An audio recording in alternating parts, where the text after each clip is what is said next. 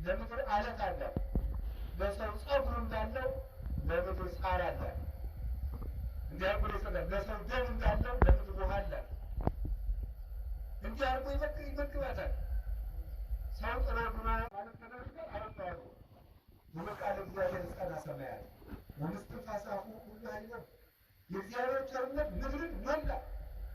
አይጥን የፈጠራት እኮ የእግዚአብሔር ቸርነት እስቲ አትማምላክ ምን ትታደርግለት? ተመልከቱት ቸርነቱ። ጓጉንቸር የፈጠረው ምን ያደርግለት? ቅማል ቁንጫን የፈጠረ እግዚአብሔር ምን ያደርግለት? ቀንዳጣን የፈጠረ ምን ያደርግለት? እባብን የፈጠረ ምን ያደርግለት? የምትንጨረጨረው ወፍ የፈጠራት ለምንድን? አሁን ቢንቢ በጣም ረባሽ ናት። ያን ራሱ ገዳም ውስጥ ትበጠብጠናለች። በተለይ እንግዳ ከሆናችሁ ትባላለች። በጣም ደግሞ ጨዋታ ነው የእሷ መከራ ይከብዳል። አንድ ሊቅ ምናምን የእግዚአብሔር ቸርነቱ የቢንቢን አካል ማሳነሷል።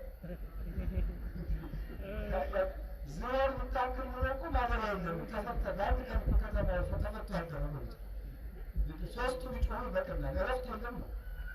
ልቁ ይገርማችኋል። ተመልከቱ እግዚአብሔር ቸርነት። አሁን ቢንቢ ምን ልታረግ የፈጠራል? ዝም ብላችሁ ቁጭ ብላችሁ ልታስቡት ምን ልታረግለት? ምንም። ይገርማል እኮ እና እግዚአብሔር ቸርነት ምድርን ሞላ። ቶቶን አይቶ ጉርጡና ትርጉሙን የማናውቀውን ፍጥረት ሁሉ መፍጠሩ የእግዚአብሔር ቸርነት ምድርን ሞላ። ተዋቸውና እነሱን እንዴት አድርጎ በቸርነቱ ለእኛ ተጨንቆ እንደፈጣ አሁን ወደኛ እመጣለሁ። እነሱን ይቅርና እኛን ፈጥሮ እግዚአብሔር ምን ይጠቀማል? ይጠቀማል? እንኳንስ ከኔና ከእናንተ ከተራ ኃጢአተኞች ይቅርና ከሰማዕታት ከጻድቃን ክርስቶስ ይጠቀማል? እግዚአብሔር ይጠቀማል? አይጠቀሙም። እንዲያውም ዘወሀበ ጽዋ ማይ ቆሪር እያሀጉል እሴተው ቀዝቃዛ ውሃ የሰጠ ዋጋውን አያጣም ይላል ዮሐንስ 10 ላይ።